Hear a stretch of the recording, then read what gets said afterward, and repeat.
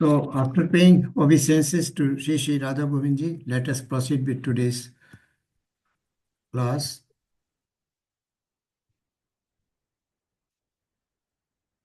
So, now Arjuna's confusion. We know Arjuna had asked in the last session what was better for him, renunciation, that is sannyas, or doing karma or karma yoga. Karma yoga means acting as per the prescribed duties. So, which was better for him? He should take sannyas because the knowledge of soul and super soul was given by Lord Krishna to him. So, he thought that knowledge means inertia, and that means that I should not fight, leave the ground, and do some kind of meditation.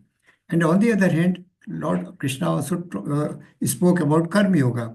So he asked now which is better, renunciation of work or working with detachment. That means working as a Kshatriya, I have a duty to perform in the battlefield. So I should fight without any attachment towards the people who are against in the opposite party or in this army before me. So Krishna says both are equal. Renunciation, that is sannyas, and working with detachment, both are equal, but sannyas is difficult. Karma yoga is easy. This is what Krishna told in chapter number 4. So Krishna says both are equal, right? So renunciation and keep, but both have to be, whether it is renunciation or it is karma yoga, that should be done with the spirit of detachment. Whatever karma we are doing, that should be done without any attachment, leaving the result to Lord Himself to enjoy, right? So then another point which Lord warned against was in the last chapter, that premature sannyas or premature renunciation is not advisable. It is quite distressful. We know they were called mithyachari or pretenders because they take sannyas, but their mind still dwells on material objects and they want to enjoy it still.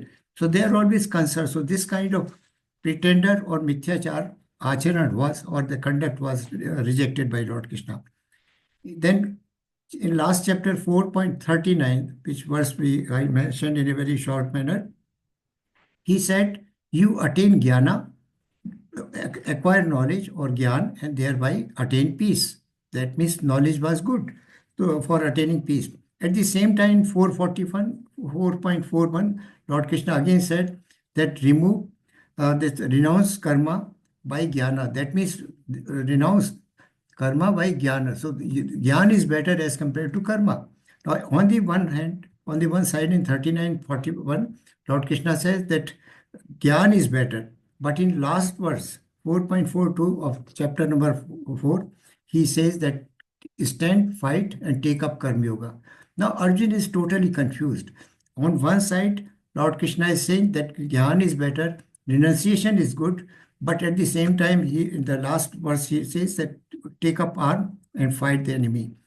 So he says that Chitvenam Sanshaya Yogam Atishthotist Bharata.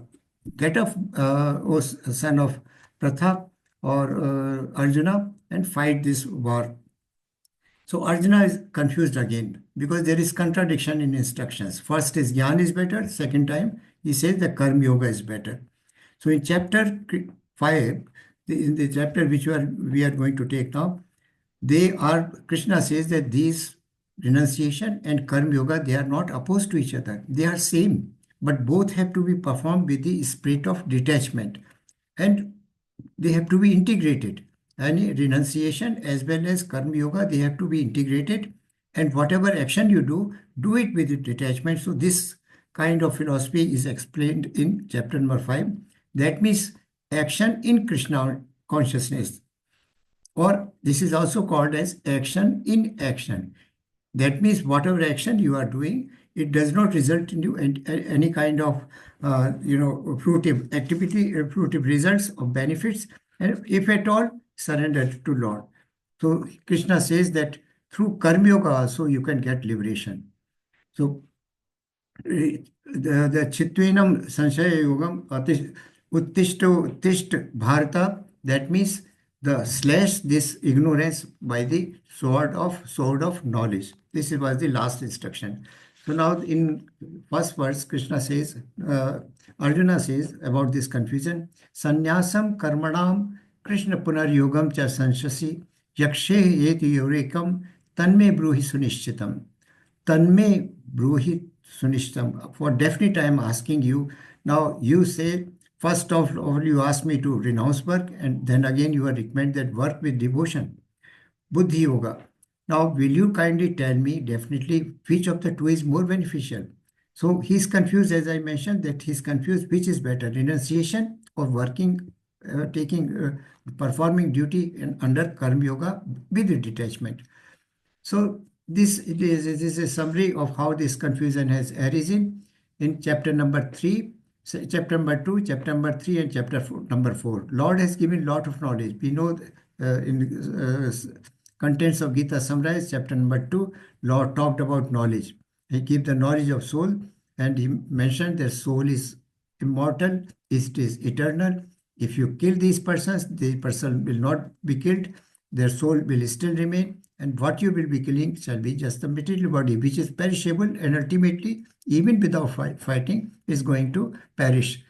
So in 31 to 37, he prescribed duties explained. You are a Kshatriya, and that you have a duty to fight, and fight inimical enemy and rule the state.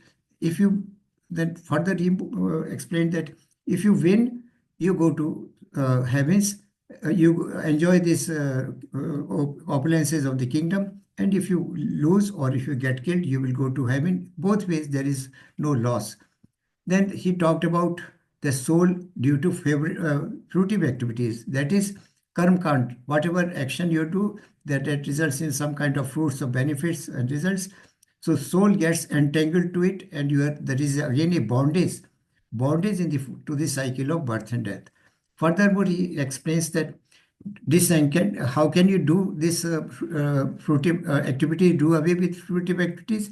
Disentanglement by devotional service. So do your fruit activities or prescribed duties, and offer the result to as a devotional service, part of devotional service to Lord himself. Then you will not be entangled into the cycle of birth and death, and there shall be no bondage. Then in third chapter, he said there is no duty for a person in knowledge. A person in knowledge means a person who is above the mode of goodness or above the sattva, who has a state of attained a transcendental state. For him, there is no duty to perform because he already achieved. He is beyond three modes of material nature, so he has no duty to perform. So Lord, then chapter 4 again he explained that all kinds of sacrificial work culminates in the knowledge. Why do we perform sacrifice? To please Krishna or to please the Yajna Purush, basically. And performance of sacrifice results into two things. First is purification of the being of the person who is doing sacrifice. And secondly, also transcendental knowledge is gained by performing sacrifice. So now Arjuna is totally confused. One side, he gave so much of jnana and knowledge that renunciation is good. And on the other hand, he is again saying that stand up and fight. So in the last verse of 4th chapter, Krishna told Arjuna to get up and fight. This is what I told you. Chitvenam Shanshaya Yogam. And Atishto Tisht Bharata. That means slash this ignorance by the sword of knowledge and stand up and fight. So there is, from this point, the next step begins. Now, Krishna, remember the first question that Arjuna is asking, that on one side you are asking me to renounce, and on the other side you are asking me to fight. So then Sri Bhagavan Uvacha, Sannyasah Karma Yogascha Nishayas Karabhavo, then Tayostu Karma Sannyasas At Karma Yogo Vishishyate. Karma Yoga Vishishyate, the personality of God has replied, the renunciation of work and work in devotion are both good for liberation. That means renunciation of work, that is sannyas or renunciation, and work in devotion, that is Karma Yoga. That is, both are good for liberation. But of the two, devotional service is better than renunciation of work. Devotional service does not stand here for bhakti. It means action in action. That is, Nishkam karma or akarma. That is the devotional service. Because in Nishkam karma or akarma, we offer the results of our work to Lord. So it becomes a devotional service to Lord. So that is Lord Krishna says that both are good for liberation.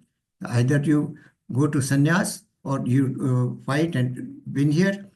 But fighting is karma yoga is better as compared to sannyas, because sannyas we will talk about in next chapter, Ashtanga yoga. It is very difficult to perform complete renunciation, because so badly we are engrossed in the material world, and material entanglement is so strong and deep that it is very difficult to take up sannyas in this material world for mortal beings. So now, this is a King Nraga's fall down due to fruitive activities. Does anybody know the story of King Nraga? Hare Krishna. Does anybody know who was King Nraga and what kind of fruitive activities he was performing? Anyway, there was one King Nraga. He was very fond of performing lot of sacrifices, austerity, and he was ruling over a vast kingdom. So he used to do sacrifices. He used to donate cows to brahmanas, 100 cows, 100,000 cows, and all such kind of activities. So what happens one day that there was a brahmana who had few cows at his house. One of the cow, got detached from its, post and mixed up with the cows of another King Naga. That these cows were about 100 or something or 1,000 cows, and they were to be donated as after the sacrifice to another Brahmana. So now king did not know this has happened. So the cow which has come from another Brahmana that mixed up in this herd, and it was ultimately donated to a second Brahmana after the sacrifice by King Naga. So when this first Brahmana returns to his house, he finds one cow missing. Then he could identify in this herd that king had donated this cow to another Brahmana. So he starts fighting with, you can see this picture, two Brahmanas are there face to face, and this is King Naga. They start fighting with each other that this is my cow, it can't be a donation. You have taken my cow and given it in donation to another Brahmana. So please return it to me.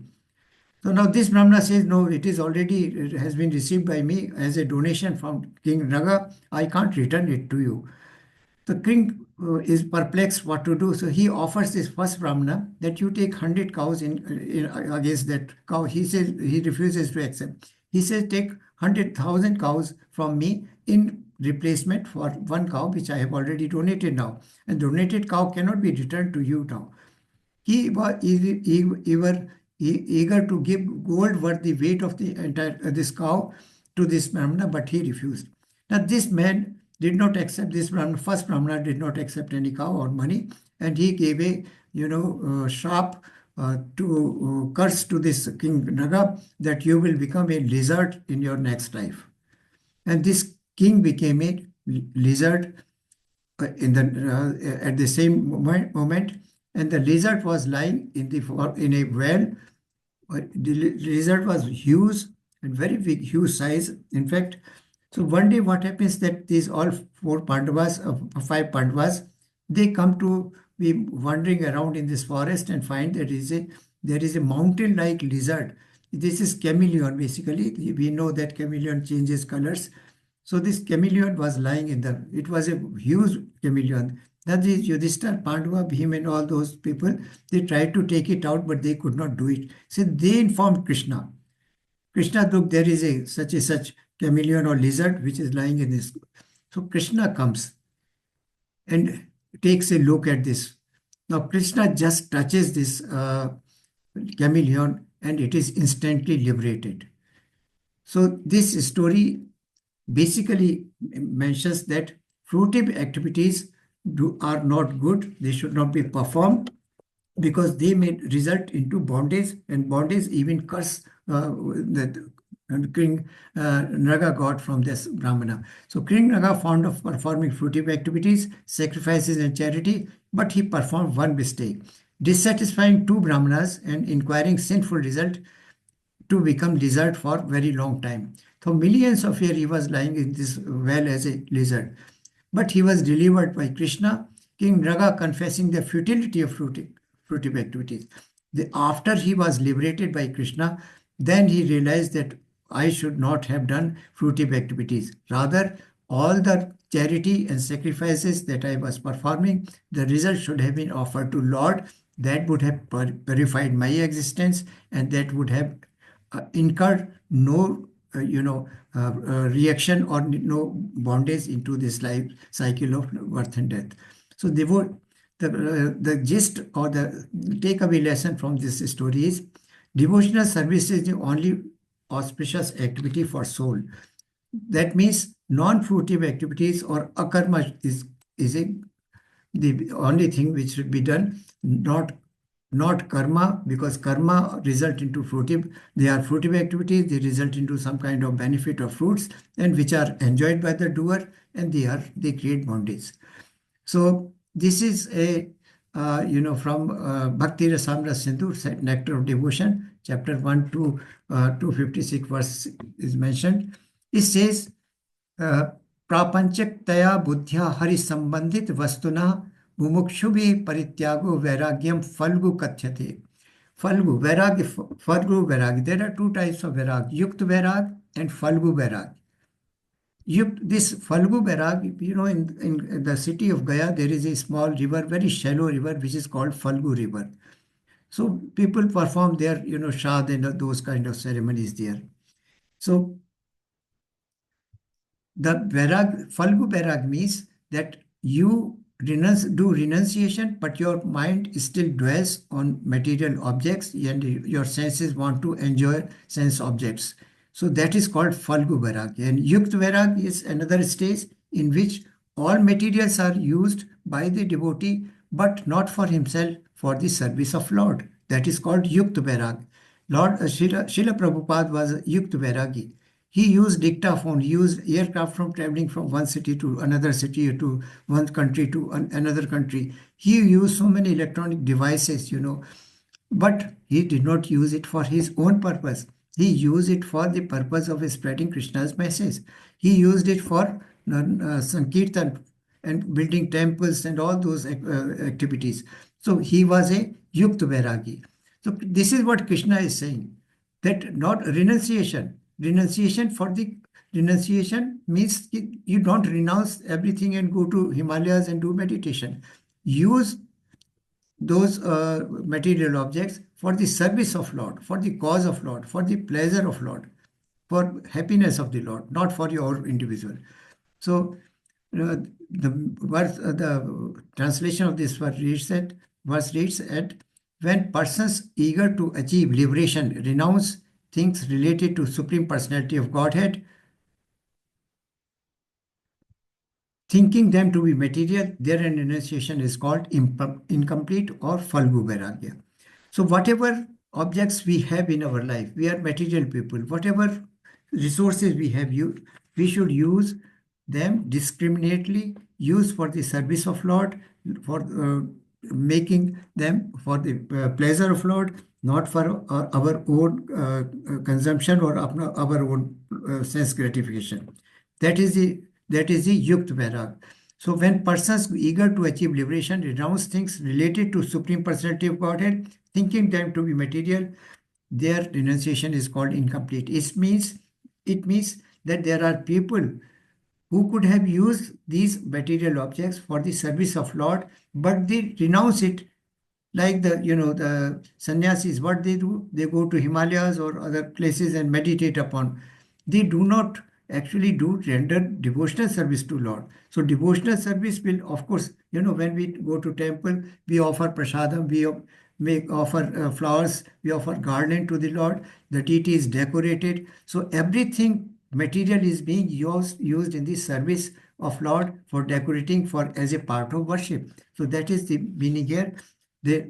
Our material objects should not be renounced, rather they should be used for service of Lord, for pleasure of Lord, as a matter of worship of the Lord. If one who does not use this material for worship Lord, then this is called, and wants to renounce these things, then it is called Falgu Vairagya. So now Karma Yoga or Karma Sannyas, that is renunciation from the work or Karma Yoga.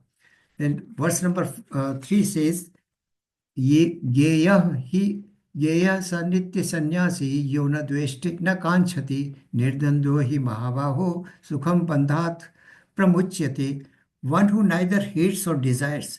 Nitya sannyasi na dveshti, neither hates na kankshati, no desires. The fruits of his activities is known to be always renounced. That means a person who is karma yogi, he is doing all activities. Neither he desires for himself, neither he hates anything, rather uses all materials, objects or substances for the service of Lord, and does not accept the benefit of fruits of that work. He is already a sannyasi, right? So such a person liberated from all dualities of life. We know there is pain and pleasure, there are victory and loss, so many things. These are dualities of life. Such a person liberated from all dualities easily overcomes material bondage and is completely liberated, O mighty armed Arjuna. That means that when nothing belongs to us, then where is the question of renunciation?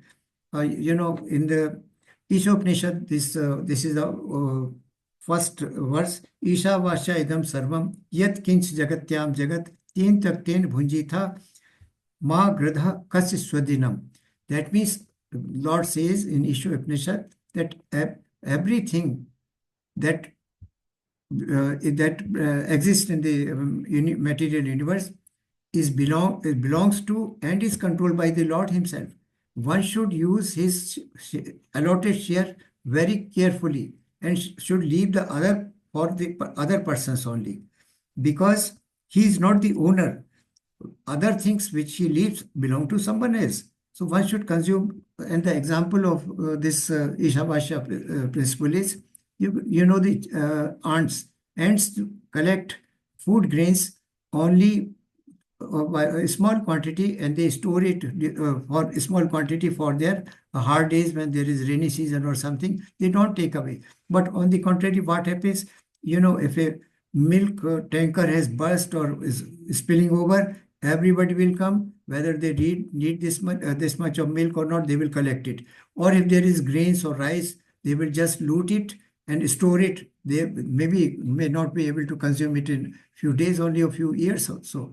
So we are consuming. So Ishavasya Sarvam says that nothing belongs to you. When nothing belongs to you, how can you store it? And how can you renounce it? So it belongs to God. So offer it to God.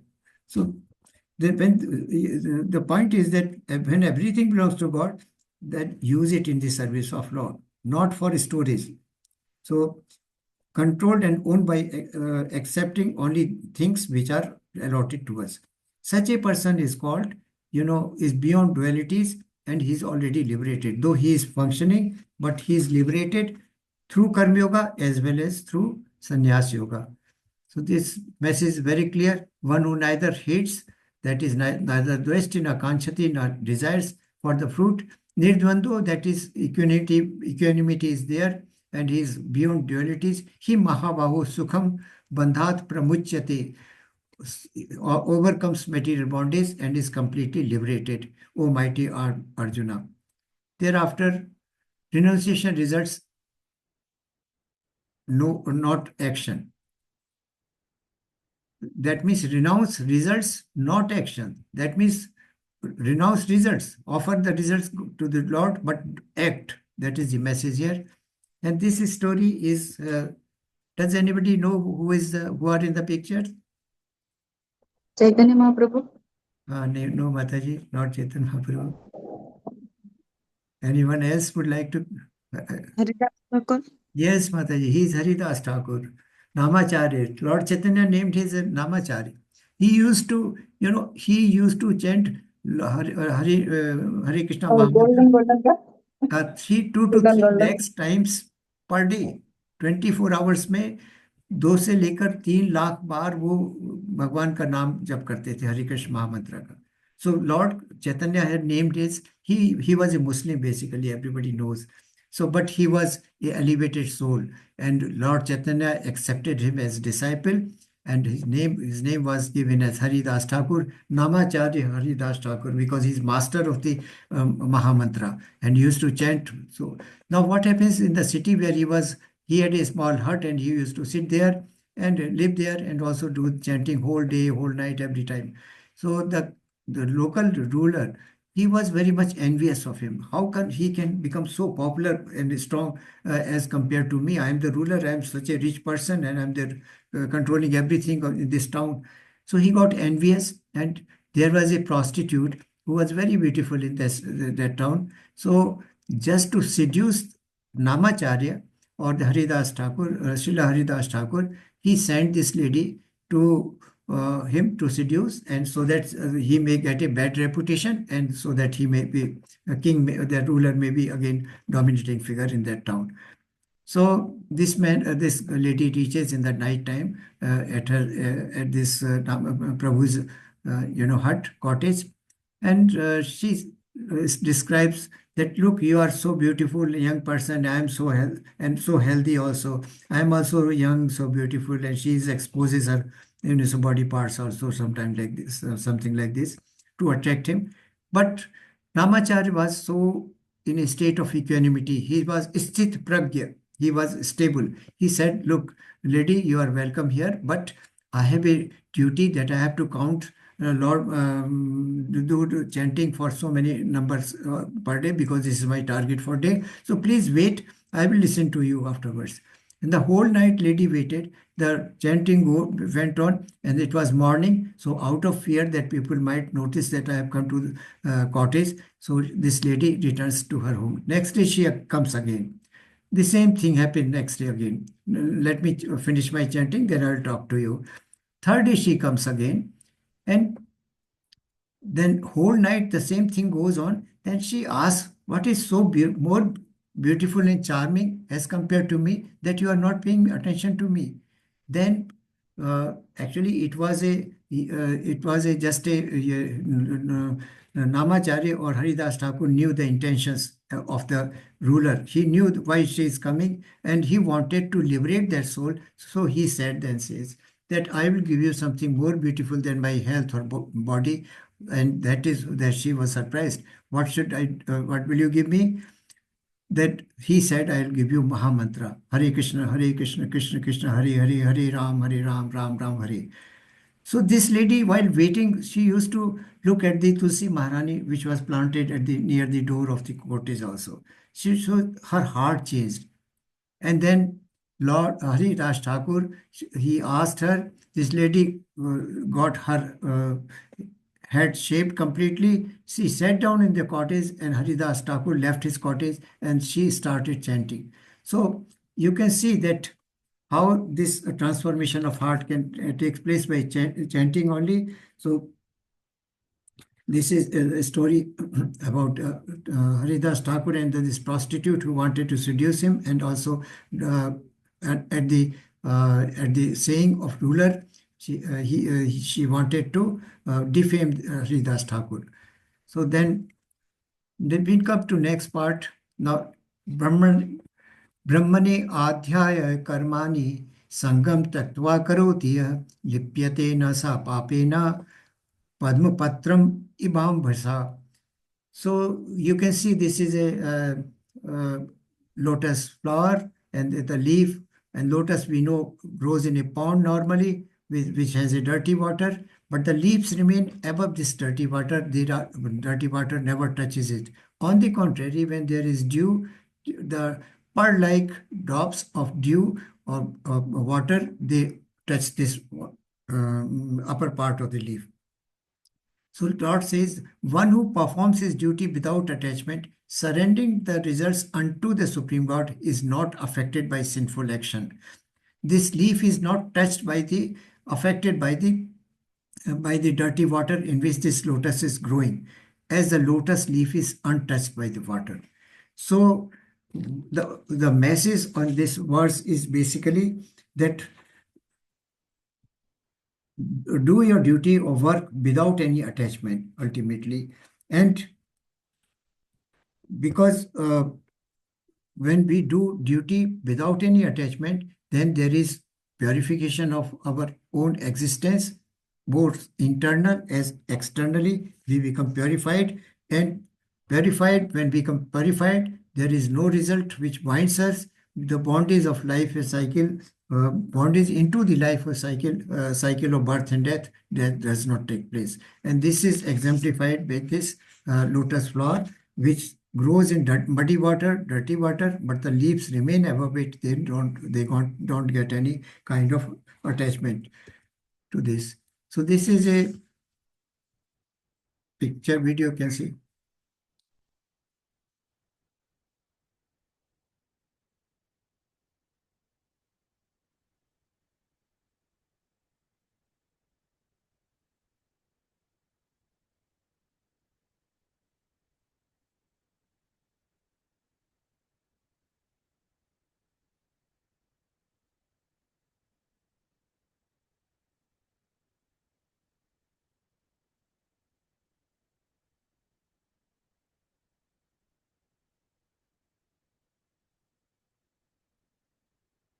So this is a scene from Golden Gate Park in San Francisco. This Srila Prabhupada is sitting amongst the devotees, and they're doing this Hare Krishna Mahamantra.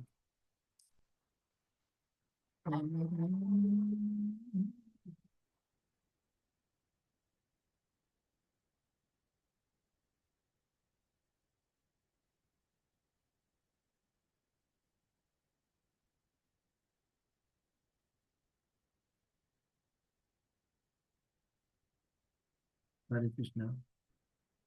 So the next verse is this very beautiful verse. I would like everybody to memorize it. Let us explain the picture first. Here you can see this picture. The Supreme Personality of God is given shown here, and there are variety of life forms: birds, trees. There are animals. There are human beings. There are yogis. Then you can see the animals, birds, aquatic life, land, surface life. These are animals. There are demons. There are so many snakes and all birds, and all these are basically having some kind of a spark. You can see this is a spark in this. There is a spark here over heart. There is a spark, and the spark all over in these figures or life forms represents super soul, or the presence of Supreme God within us in the form of a super soul. That is Param Atma. We have soul and we have super soul both.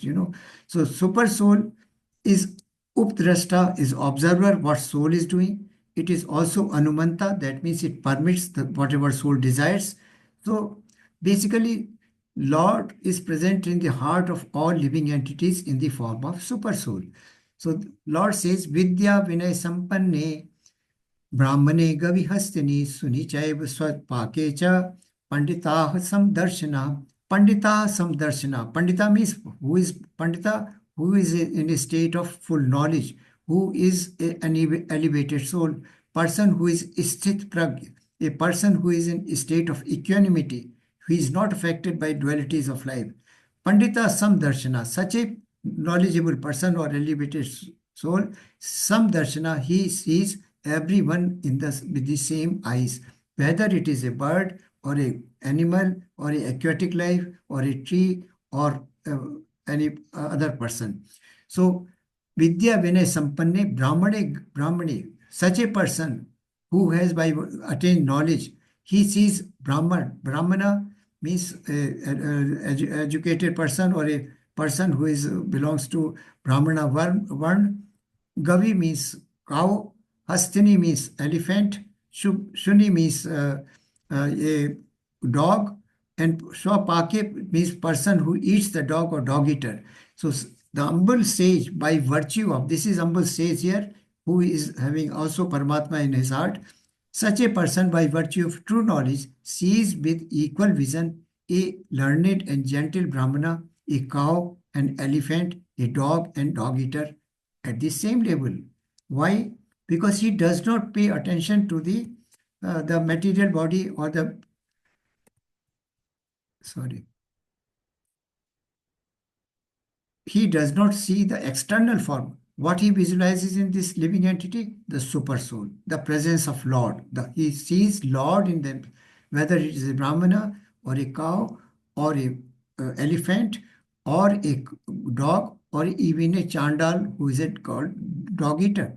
So these are considered to be outcast. Dog eaters are considered to be outcast. So and they are in Hindi they are also called as Chandal. So Samdarshi Pandit, he or the person who has acquired knowledge, and what is this knowledge? That I am not this body, I am the soul. Lord Krishna is present in my body, material body, in the form of super soul, and that I have relationship with Lord. This is self-realization, or this is God realization, right? So such a person sees everybody with equanimity. Now, who is a sthit prajna? Such a person who is Pandita Samdarshana. Number one, he is not affected by dualities of life. His qualities, I'm telling, whether it is pain or pleasure, victory or loss, he sees every situation with the same eyes. He is very fixed in intelligence. He is well versed in Vedas. He is established in divine consciousness all the time. So he is in a state of equanimity. Then he is indifferent to material entanglement. He doesn't look for self-sense gratification. He looks for the pleasure and works for the pleasure and happiness of Lord Krishna only. Such a person is called Pandita Samdarshana. He is a knowledgeable person who sees everyone at the same platform. Same platform, whether it is a Brahman, a cow, or a elephant, or a dog, or even a dog eater. So this is a big lesson here. Then this is another very, very important shloka of this chapter. Yehi sparsha bhoga yehi sparsha bhoga dukh yone evate adi antavantah kaunteya na teshu ramate buddha. So an intelligent person does not take part in the sources of misery, which are due to the contact with the material senses. O son of Kunti, such pleasures have a beginning and an end, and so the wise man does not delight in them. Now, let us elaborate upon this translation. We have got senses. We have got 5 senses, and there are sense objects.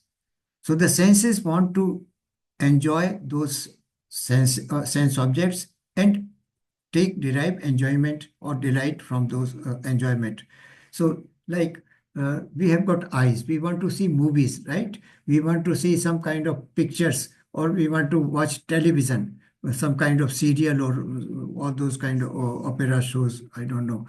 So what we want, our eyes are used to see that television, which is an object showing some kind of film or serial, and we want to enjoy mentally what we are seeing. So there is a contact between the sense object and the sense organ. So this is the samparsaja bhoga. Yehi is this contact. Sparsh means contact. Bhoga dukh yonava. So this kind of contact between the sense object and the sense organ results into dukh yonaya evate. That is the reason of our miseries or our distress. Adi antvantaha kaunteya. Because these contexts, these sense objects have got a beginning and they have got an end. A serial begins and ends. A picture begins and ends and ultimately ends. So all material senses which are looking after entertainment or enjoyment by coming in contact with sense objects, all these sense objects have a beginning and end, and ultimately they result into distress, or they result into some kind of misery. So intelligent person, what he does not involve his senses into sense objects which give him misery. He uses his sense objects in the devotional service of Lord, so that he gets eternal bliss and anandam state rather than entering into a state of misery or distress. So an intelligent person does not take part in the sources of misery, which are due to contact with the material senses. O son of Kunti, such pleasures have a beginning and an end, and so the wise man does not delight in them.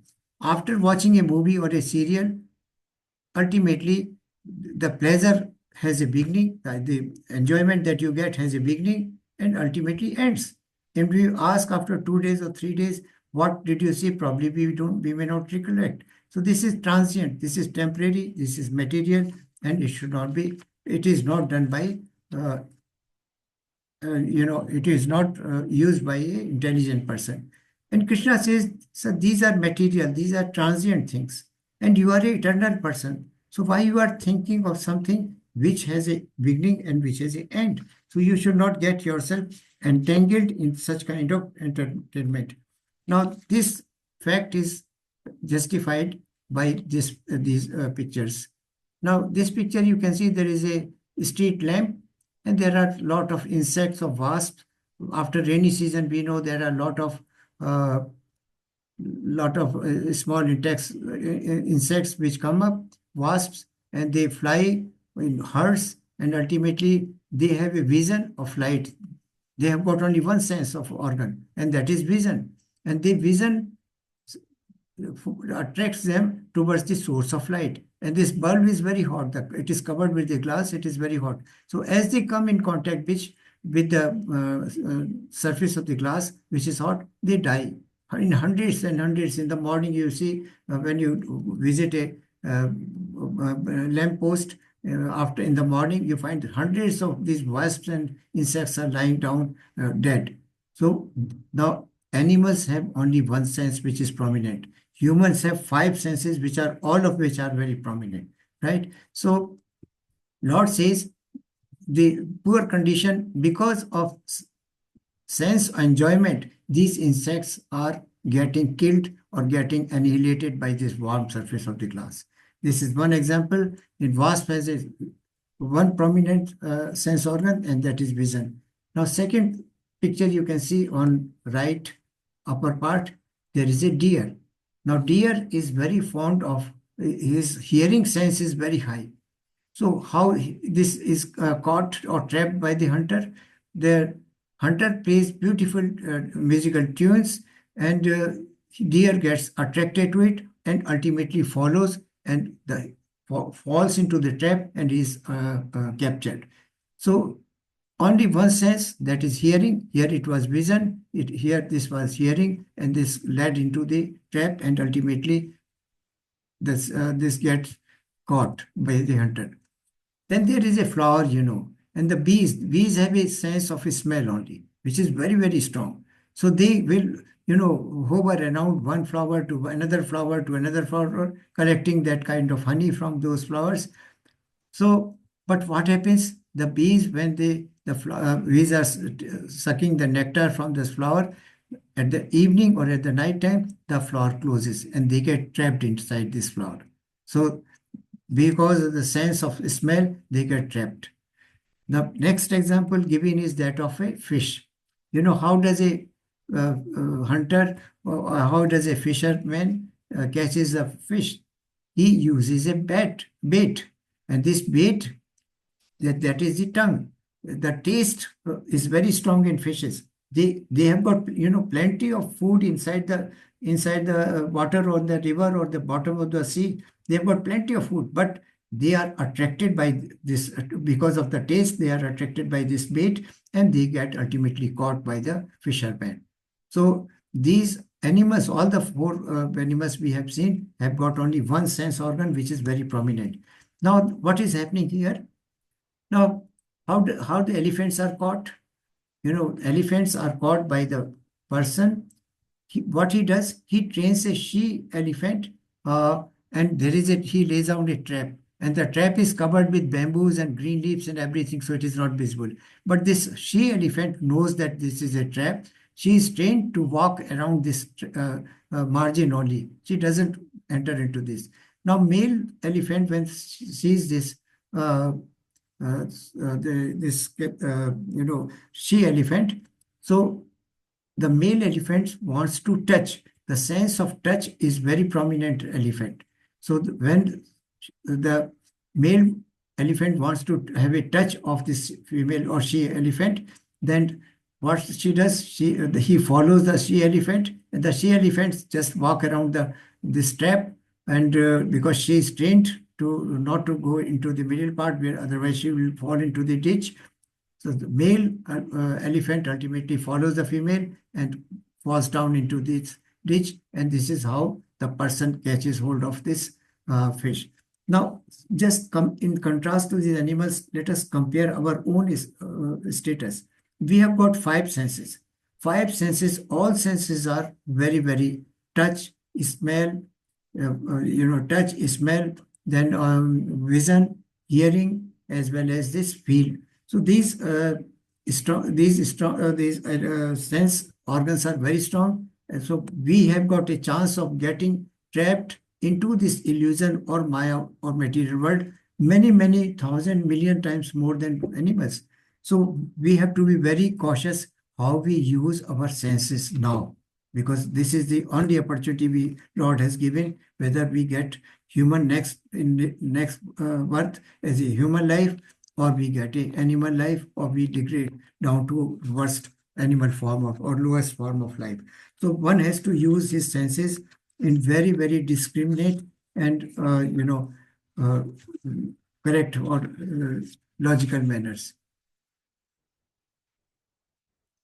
Then you can see, based on our actions, we are having all lot kind of action. The one group is here chanting and singing the glories of name of Lord. The other groups, they are in mode of ignorance or passion, or they are in mode of even goodness also sometimes, but all are entangled into action and reaction. Either they are contemplating, or they are attached, or they are in a mode of, they are in the form of lust or some other kind of misery they are, because they are using their senses predominantly in enjoying, in self-enjoyment, and they are using sense objects for their own self-recreation, not for the pleasure of Lord. So this is the status. Now, this is another verse which is very, very important of this chapter. Bhoktaram yagitapsam sarva loke maheshwara suhridam sarva bhutanam yatva mam shantim rakshati. Bhoktaram yagitaksam sarvlok maheshwara. I am the supreme Lord of all lokas, all universes, all planets. Lord Krishna says that I am the Sarvlok Maheshwar. I am the Maheshwar of all lokas or universes and planets. Bhoktaram yag tapsam. Whatever yet sacrifices you do, whatever tapsam, austerity you perform, I am the consumer of them. I consume the benefit of all your yag and austerities, because I am the Sarvlok Maheshwara. Suhridam Sarvbhutanam. I am the well-wisher. Suhridam means I am well-wisher and very kind or benefactor of Sarvabhutanam, all living entities. One who knows this, Gyatva Mam, one who knows this thing about me, Shantim Rikshati. He gets eternal peace, he attains peace.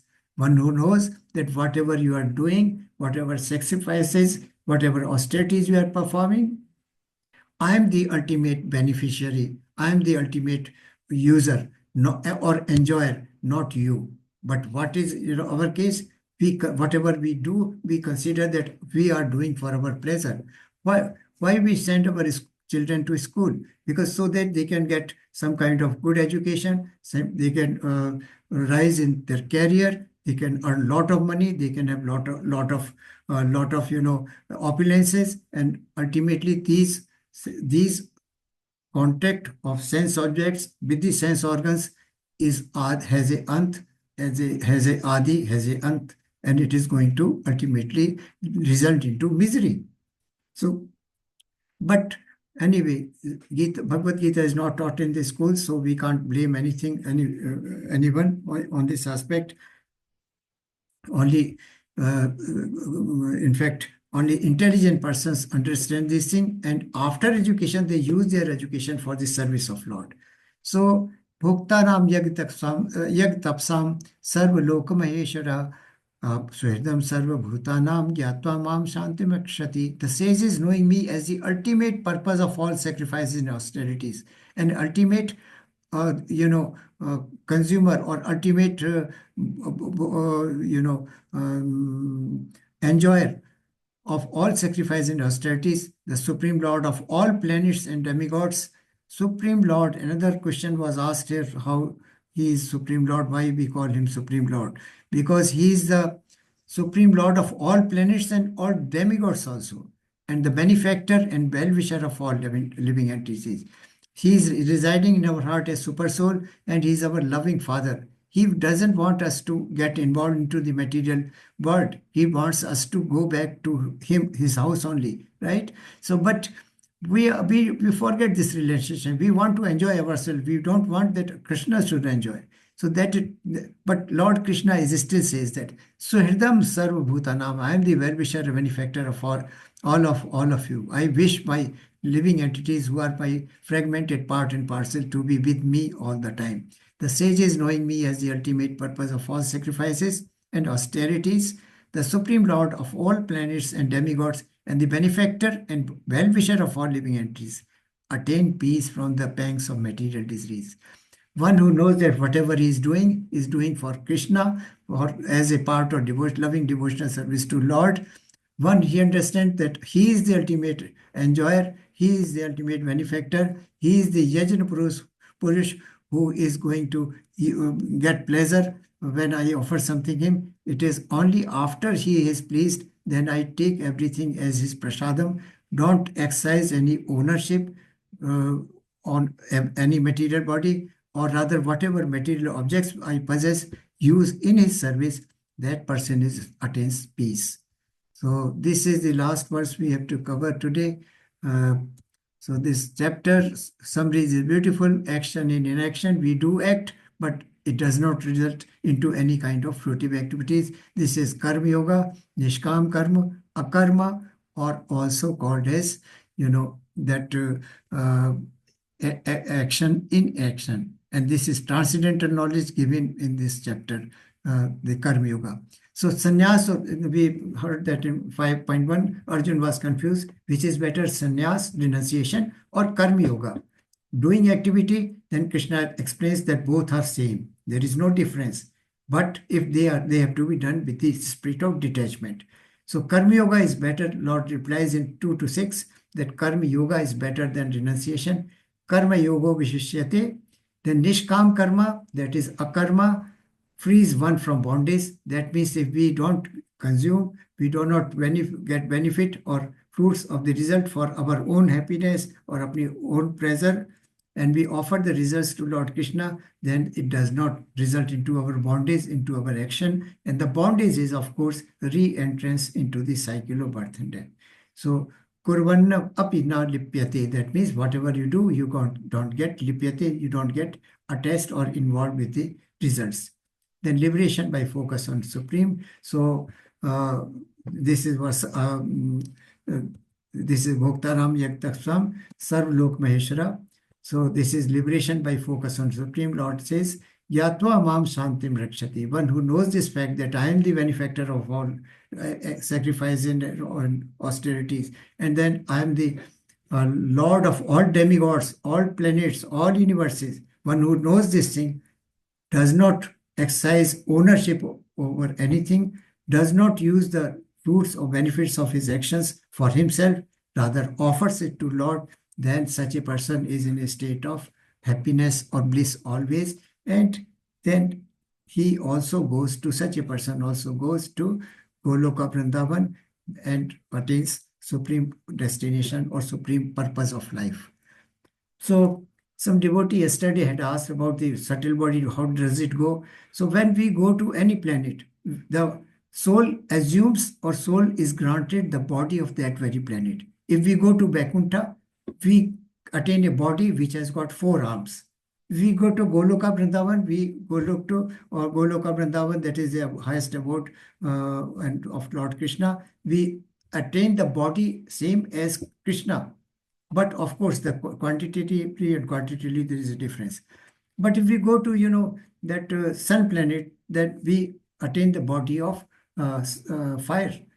If we go to hell, then the body of Yatana Sharir, which is called, this body is burnt out down here. The soul attains Yatana Sharir, in which we have to suffer many kind of tortures and troubles and tests and turbulences when we go to. So this is and just a side view, because we had discussed this about body and the soul and the body, because Annamaya Kosh, or the material body, burns down here, and what accompanies the soul is the subtle body, and the subtle body is made of three things, that mind, intelligence, and ahankar, or false ego. These accompany us, and these are the factors which determine the next form of life when we attain, we get leave this material body. So we come to end of this chapter 5.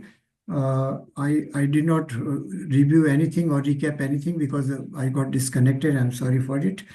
If there is any quick question we can have, attendance link Mataji has already posted. Please fill in the attendance before you leave. And you are welcome to ask any question or anything, add anything, correction, observation, or opinion, or any doubts also. Prabhu. Am I audible? Yes, Prabhuji. Sorry, Mataji and Prabhuji, I went very fast because I lost 10 minutes in reconnecting. There was problem with the software as well as internet. Is everything clear, or any doubts or any question you would like to ask me, if I can make clear?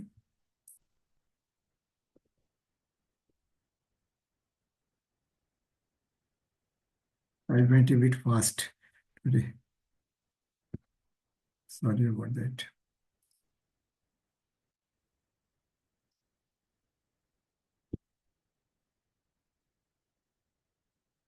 So anyway, if there is no question, we would like to close. Recordings of those previous classes has been posted in the group by Mataji already, because the quiz link, as was discussed yesterday, I talked about the problem. The technical issue is not yet solved. So you, while answering your quizzes, you can go through the recordings first and then please do. And my sincere request to all of you is that please do buy this Bhagavad Gita as it is, as early as possible, because we are going to finish the first section of Bhagavad Gita in very soon. Fifth chapter was small, but sixth chapter is quite long. I might take some, maybe 2 turns. So before I finish up the Karma Yoga and proceed on to Bhakti Yoga, please do have a book so that you can finish your quiz work and also your reading very nicely. Though some PDF text is being posted in the group, so those are verses are there, but purport is not given there. Only translation and verses are given. So my request to all of you that please do obtain a book and if you want to buy from online from vedabase.co or any ISKCON center, I'll provide you the link also where you can order online also. Anything, any comments or observation, Prabhuji Mataji, or we will close today for the day. Okay. Hare Krishna. पांचकल्पतरुभ्यश्च कृपा सिंधुभ एव च पतितानां पावनेभ्यो वैष्णवेभ्यो नमो नमः। अनंतकोट वैष्णव वृंद की जय। शीला प्रभुपाद की जय। श्रीमद् भागवतम की जय। श्रीमद् भगवद गीता की जय। Glories to all assembled devotees. Hare Krishna and Dandavat Pranam to Prabhuji and Mataji present over here. Hare Krishna, Prabhuji. Hare Hare Krishna, Prabhuji. Hare Krishna. Hare Krishna, Prabhuji. I shall be very happy if you put questions so that I may also learn something from you and also explain if there is any doubt, so that please do participate actively. Today there was not much of time available. We lost some valuable time. I'm sorry for it. Maybe tomorrow we shall have something better. Is it okay for all of you to attend on Sunday? Yes, Prabhuji. Yes, Prabhuji. Thank you, Mataji and Prabhuji. Dandavat Pranam. Okay. So I shall be meeting now today. Hare Krishna. Hare Krishna.